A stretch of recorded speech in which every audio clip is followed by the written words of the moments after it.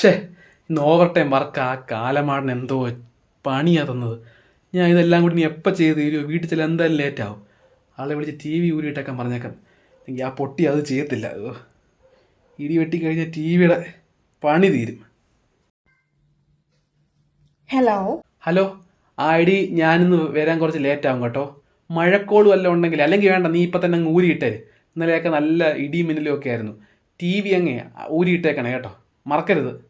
ആ ശരി ചേട്ടാ.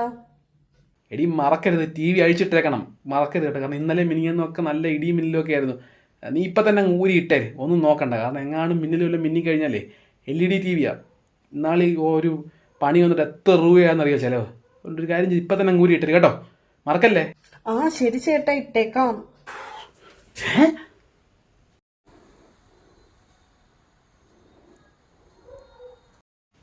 ഈ ടി വി ആരാ അഴിച്ചു വെച്ചത്? ഡേ, നീ എന്തിനാ ഈ ടി വി ഊരി ഇവിടെ വെച്ചേ? ചേട്ടനല്ലേ പറഞ്ഞത് ടി വി അഴിച്ചിടാൻ? എത്ര കഷ്ടപ്പെട്ടെന്നറിയോ? അവസാനം ഈ യൂട്യൂബൊക്കെ നോക്കിയ സ്ക്രൂ ഒക്കെ അയച്ചത്.